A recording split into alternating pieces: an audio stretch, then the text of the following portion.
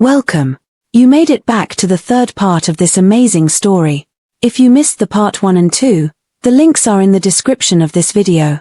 Go watch it now. Let's begin. The spotlight burned white-hot as Elena stood on the stage of the Metropolitan Museum, her hands trembling as thunderous applause filled the grand hall. She just unveiled her restoration of a lost Caravaggio, 18 months of painstaking work that art critics were already calling revolutionary. Flash bulbs exploded like stars. Reporters shouted questions. The director of the Met kissed both her cheeks, declaring her a master of her craft. And in the back of the room, half hidden in shadow, Enzo Giovanni watched with an expression Elena couldn't quite read. Pride, certainly. But something else lurked beneath. Something that looked almost like fear. Their eyes met across the crowded hall. Elena's smile faltered. In that moment, she saw what he was thinking. She was outgrowing him. Rising beyond the world where his name and power mattered. Becoming someone who didn't need his protection anymore. The question neither of them could answer hung in the air between them. Could love survive when one person outgrew the throne they'd been placed on? The afterparty was held in the museum's sculpture garden, Manhattan's elite mingling under strings of lights that turned the October night magical. Elena moved through the crowd in a champagne-colored gown, accepting congratulations with grace while her mind stayed locked on Enzo's expression.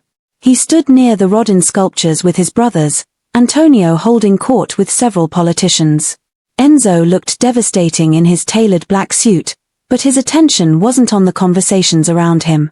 It was on Elena.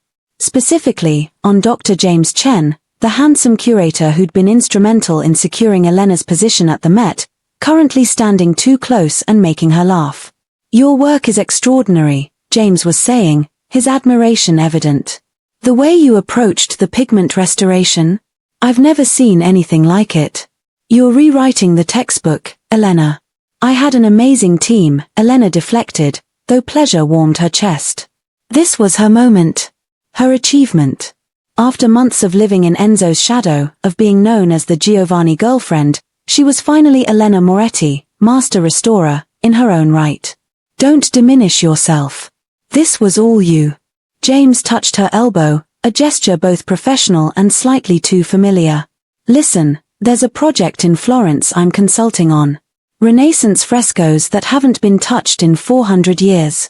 I immediately thought of you. Would you be interested in discussing it over dinner? Tomorrow night?" Before Elena could answer, a presence materialized at her side. Enzo's hand slid possessively around her waist, his smile pleasant but his eyes dangerous. "Dr. Chen. Congratulations on tonight's success." Enzo's voice was smooth as aged whiskey.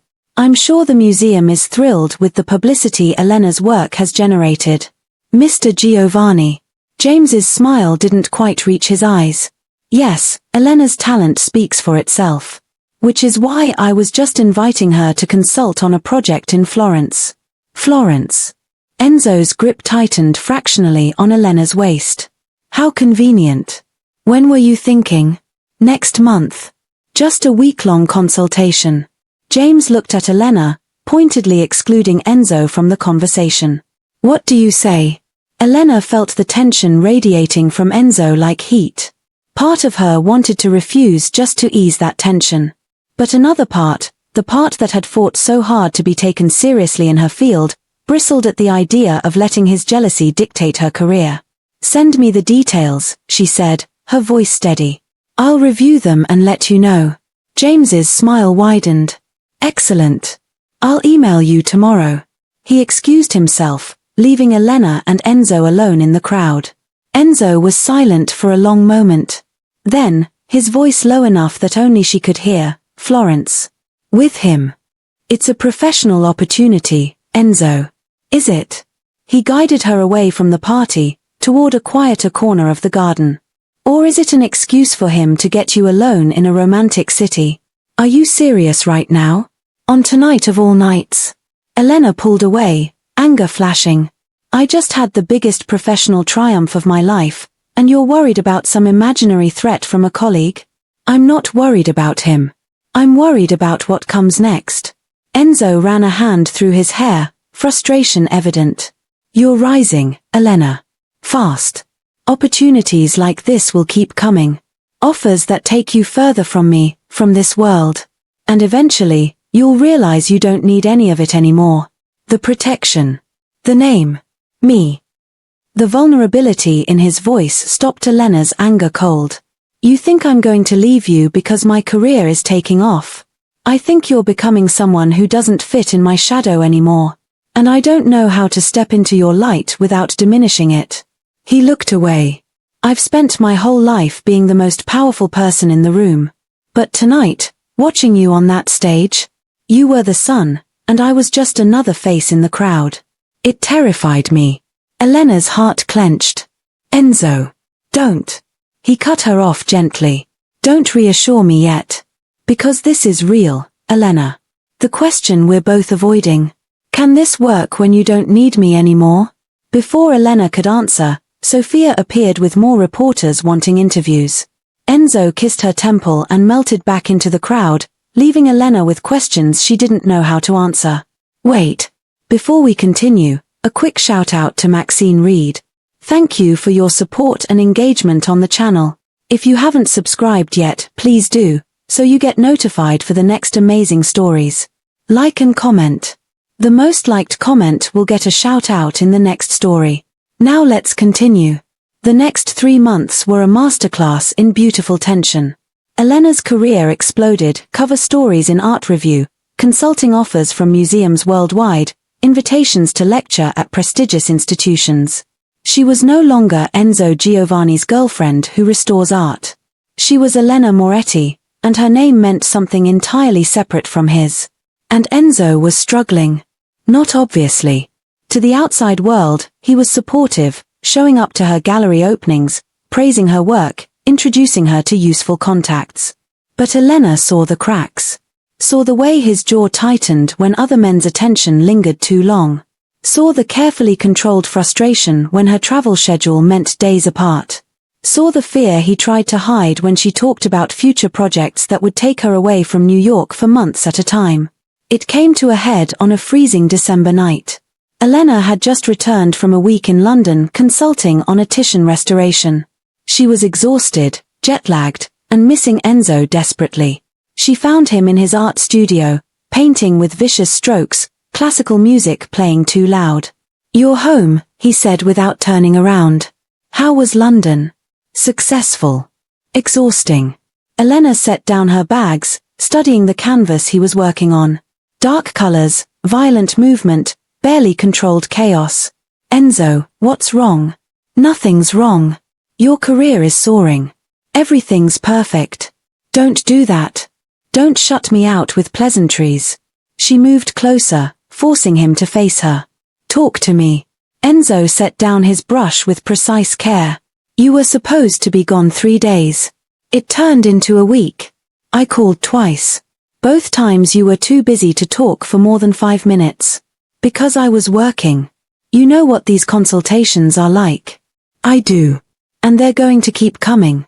Bigger offers. Longer trips. Eventually, you'll take one that keeps you away for months, maybe permanently. And where does that leave us?" "You could come with me," Elena said, though even as she said it, she knew the impossibility. Enzo couldn't just abandon his responsibilities, his family, his empire for her career. "Could I? Really?" He laughed bitterly. "Show up as your accessory while you work? Stand in your shadow the way you used to stand in mine? How long before you resent me for it? How long before I resent myself? So what are you saying? That we can't both have careers? That I have to choose between my work and you? I'm saying I don't know how to do this." Enzo's control finally cracked, his voice rising. "I don't know how to be with someone whose world is expanding while mine stays exactly the same. I don't know how to watch you become someone extraordinary and not feel like I'm holding you back. I don't know how to love you without caging you, Elena, and that's killing me." The raw honesty in his voice shattered something in Elena's chest. "You're not caging me. You're the one who encouraged this. Who supported every opportunity. Because I love you. Because I want you to have everything you deserve." He moved closer, his hands framing her face with devastating gentleness. "But loving someone doesn't make the fear go away. And I'm so afraid, Piccola. Afraid that one day you'll wake up and realize the mafia king you fell in love with is just a man. An ordinary man who can't follow you where you're going. Elena's eyes burned with unshed tears. You're not ordinary. You're everything. Am I? When Dr. Chen offers you the Florence position? When Paris calls about the Louvre restoration? When your work takes you places I can't follow without abandoning everything I am? He pressed his forehead to hers. I don't fear losing you, Elena. I fear not being enough for who you're becoming. Then what do we do? Elena whispered. Because I won't make myself smaller. I won't shrink my ambitions to make you comfortable. I've spent too much of my life being invisible. I know. And I would never ask you to. Enzo's voice was rough with emotion. But I need you to understand, this isn't about control or possession. This is about me being terrified that I'm watching the woman I love outgrow me, and there's nothing I can do to stop it. They stood there, foreheads pressed together, the impossible truth hanging between them. Love wasn't always enough. Sometimes timing and circumstances and the trajectories of two lives moving in different directions mattered more than how deeply you felt. Maybe we need space, Elena heard herself say, the words tasting like ash. To figure out if this can actually work. Enzo pulled back, his expression devastated. Is that what you want? I don't know what I want. Except to stop feeling like I'm being torn in half. Tears finally spilled down Elena's cheeks. I love you, Enzo. God, I love you so much it hurts. But I also love my work. My independence. The person I'm becoming. And I can't choose between them. I won't. I'm not asking you to choose. Aren't you? Every time you question whether I need you. Every time you look at me like I'm slipping away. You're asking me to prove my love by staying small enough to fit in your world. Elena's voice broke. And I can't do that. Not even for you. Enzo was quiet for a long time. When he finally spoke, his voice was barely above a whisper. Then maybe space is what we need. To figure out if there's a version of this that doesn't break us both. Elena nodded, unable to speak past the lump in her throat.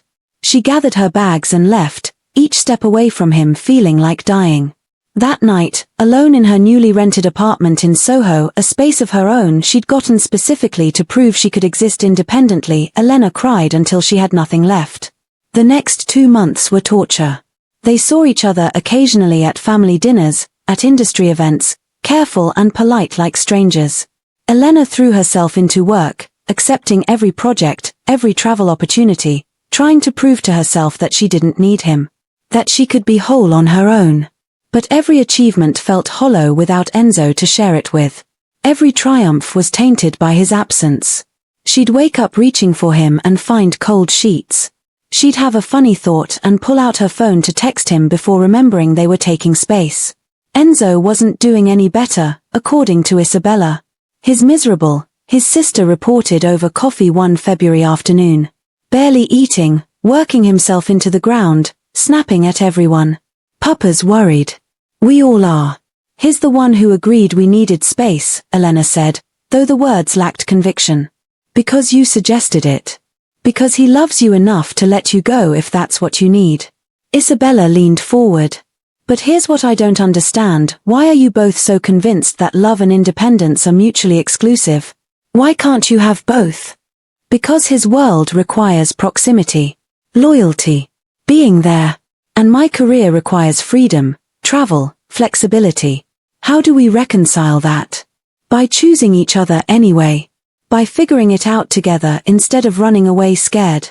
Isabella's expression softened. You love him. He loves you. Everything else is just logistics. But you're both so terrified of being vulnerable that you'd rather be apart and miserable than together and working through it. Her words haunted Elena for days. Was Isabella right? Were they throwing away something real because they were too afraid to fight for it? The answer came at 3 in the morning on a Tuesday in March. Elena was in her studio, unable to sleep, working on restoration plans for a series of damaged frescoes. Her phone rang. Enzo. Her heart stopped. He never called anymore. They'd maintained their space religiously. Enzo. What's wrong? Nothing's wrong.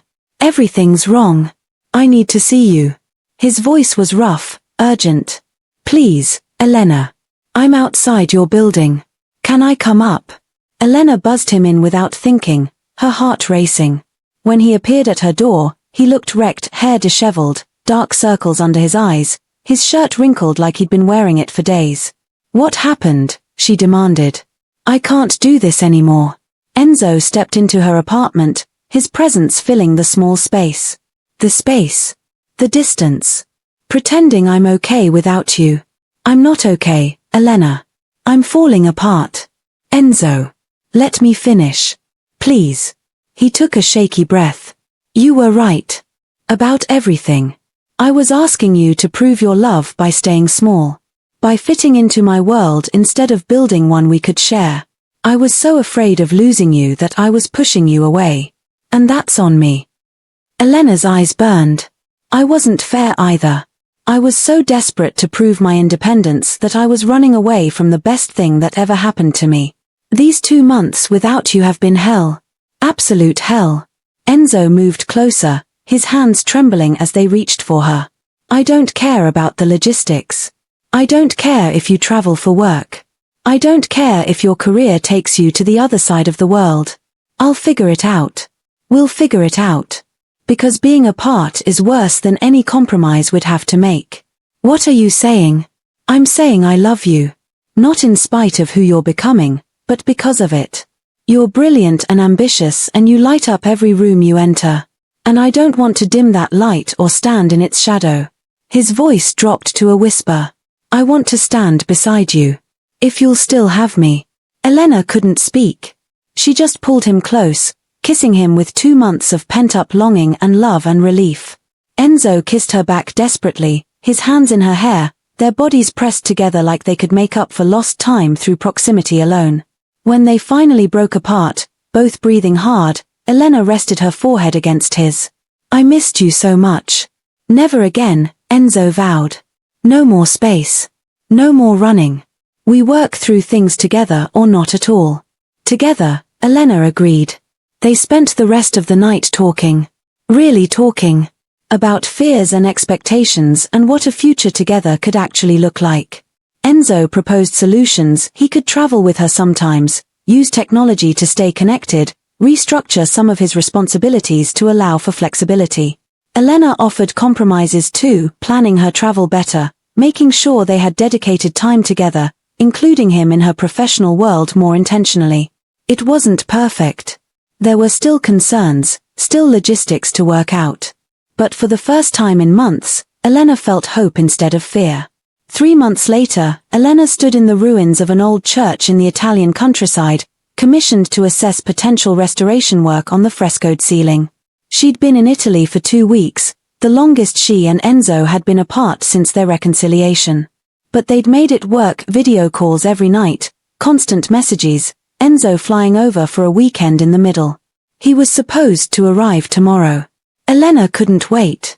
She was photographing water damage patterns when she heard footsteps echoing through the empty church.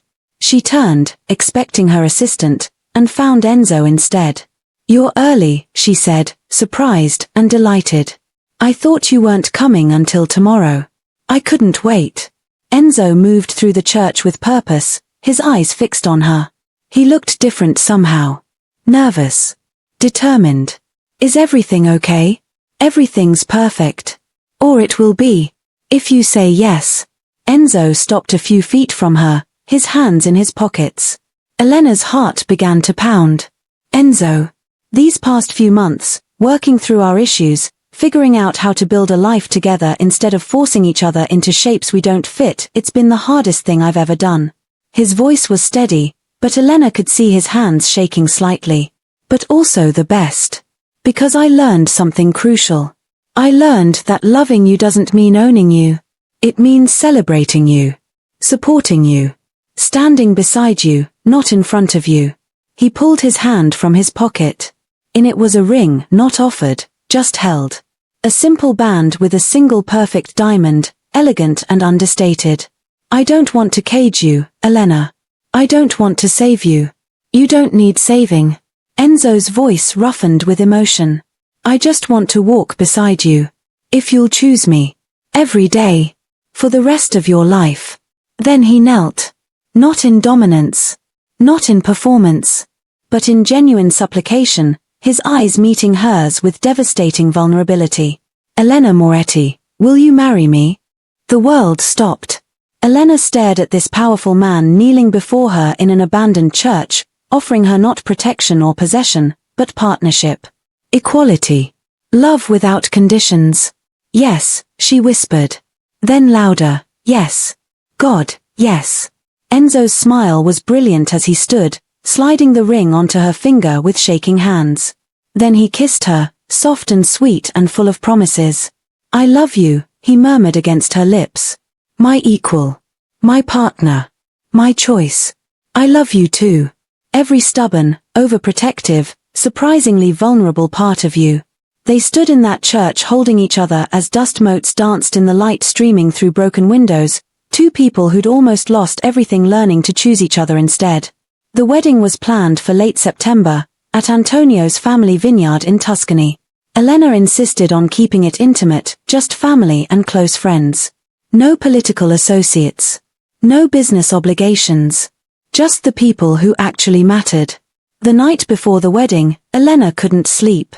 She stood on the balcony of the vineyard's guest house, looking out over rows of grapevines silvered by moonlight, and let herself feel the full weight of what was happening.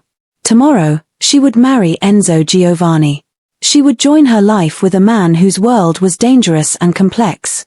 She would become part of a family whose business operated in shadows. But she wouldn't lose herself. That was the promise they'd made. The foundation they'd built through months of hard conversations and harder compromises. Can't sleep either? Isabella appeared beside her, wrapped in a robe, carrying 2 glasses of wine. Too much thinking, Elena admitted, accepting a glass. Want to talk about it? I'm scared, Elena said simply. Not of marrying Enzo. But of what comes after. The balancing act. Making it work long term. Can I tell you a secret? Isabella sipped her wine. Every marriage is a balancing act. Mine, my parents, everyone's. The difference is, most people hide the work. They pretend it's easy, that love conquers all naturally. But you and Enzo, you're going into this with your eyes open. You know it's hard. You're choosing it anyway. That's actually more romantic than any fairy tale. When did you get so wise? Law school. And watching my brother completely fall apart without you. That man has faced down rival families, federal investigations, and assassination attempts without blinking. But 2 months without you almost destroyed him. Isabella squeezed Elena's hand. You didn't marry into power tomorrow. You married into loyalty. And in our world, that's worth more than anything. The next morning dawned perfect, golden light, gentle breeze, the kind of September day that felt like a gift. Elena prepared in a room filled with women she'd come to love: Isabella, Sofia, Maria, and surprisingly, Enzo's mother Francesca, who'd flown in from Milan specifically for the wedding. You look beautiful, Francesca said, adjusting Elena's veil with gentle hands.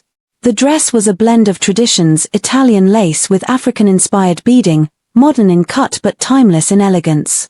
But more importantly, you look ready. Not nervous. Not uncertain. Ready. I am ready. Elena met her future mother-in-law's eyes in the mirror. I love him. And I'm choosing him. Good. Because that boy needs someone who chooses him, not his name or his power. Just him. Francesca kissed her cheek. Welcome to the family, daughter. We're lucky to have you. The ceremony was held in the vineyard itself, chairs arranged in a semicircle facing a simple altar decorated with white roses and olive branches. The guest list was exactly 50 people, family, genuine friends, no one there for politics or appearance. Elena waited at the entrance to the vineyard, her heart pounding. Traditionally, Antonio would walk her down the aisle. But Elena had made a different choice. You're sure about this? Antonio asked, standing beside her but not offering his arm. I'm sure. Thank you for understanding. You're teaching this old-fashioned man new things. His smile was warm. I'm proud to call you daughter. Even if you insist on doing everything your own way.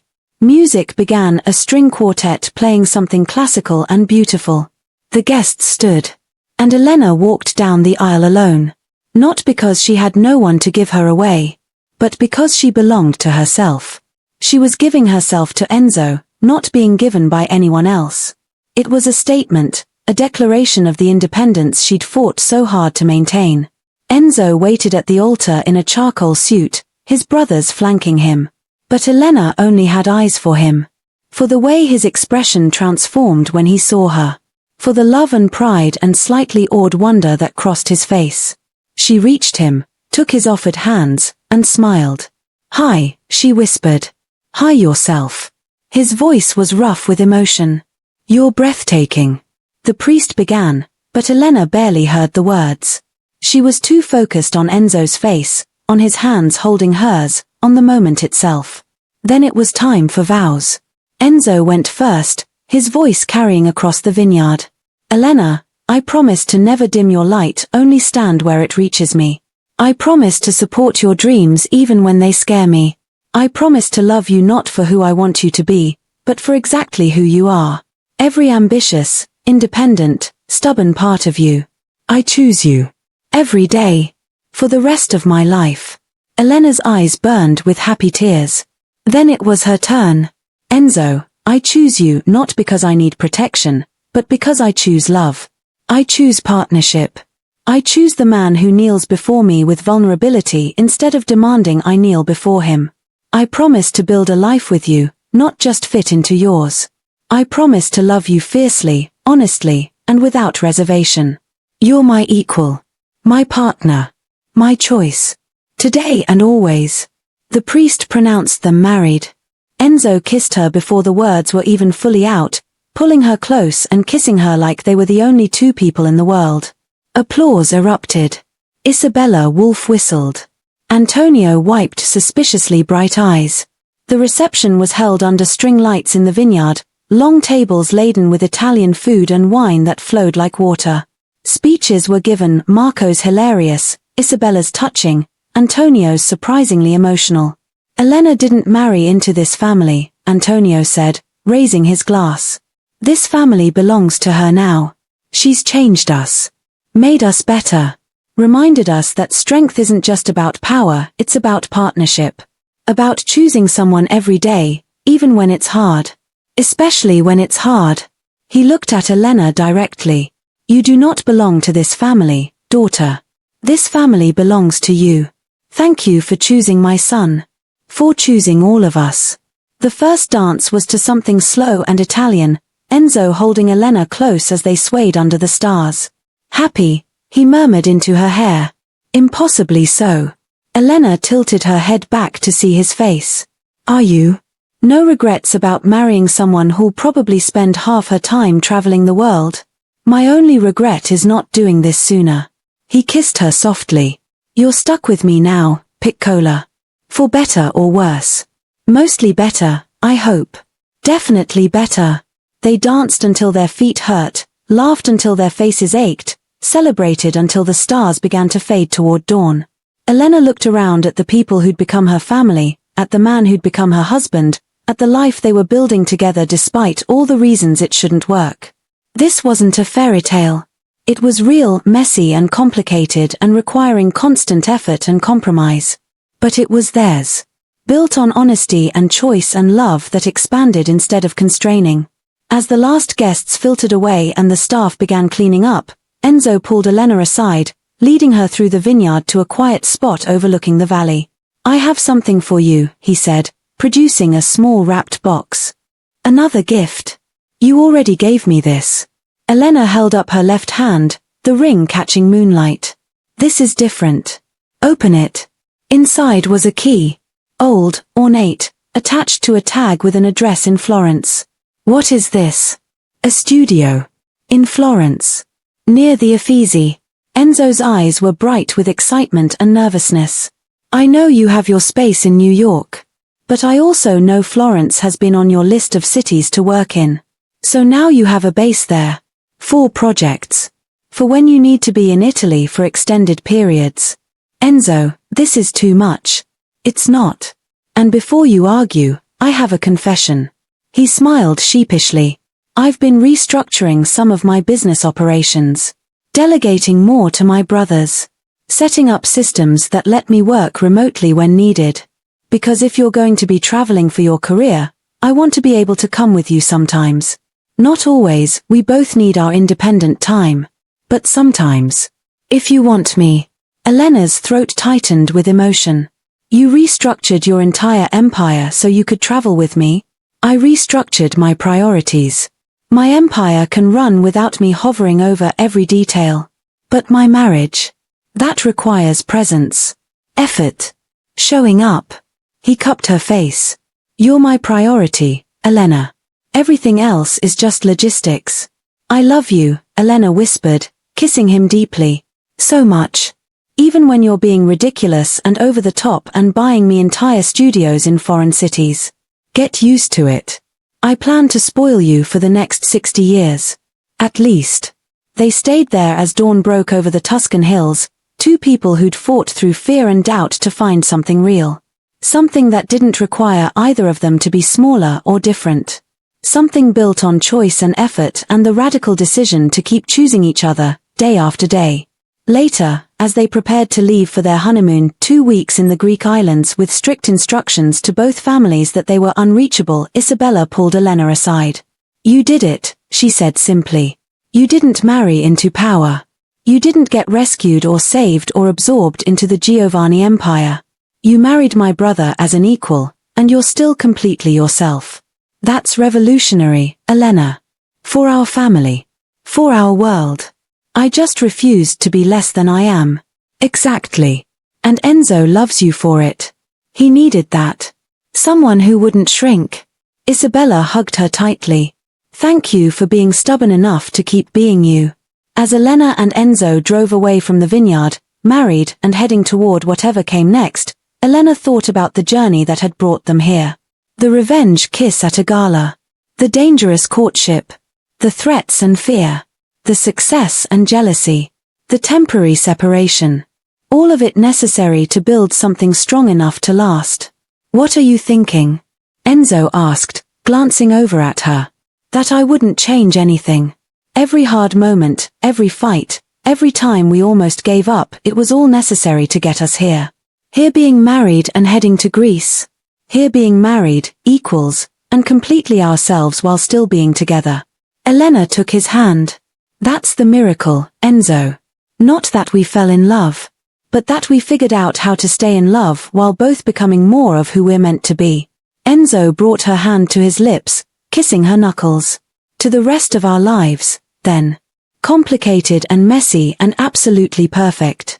Perfect, Elena agreed. And as they drove into their future, uncertain but together, complicated but committed, Elena realized this was what real love looked like. Not possession or rescue or two people losing themselves in each other. But two whole people choosing daily to build something bigger than either of them alone. That was the real happily ever after. Not the wedding. Not the ring. But the choice. Made every day.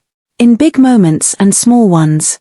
To love, to compromise, to support, to show up. To choose each other. Again and again and again. If this story touched your heart, you know what to do. Hit that like button. Subscribe for more stories about real love, the messy, complicated, beautiful kind that asks you to choose every single day. And drop a comment telling me what you think. Could Elena and Enzo's relationship work in real life? Would you make the same choices they did? Let's discuss in the comments. Thanks for being here for this entire journey. See you in the next story.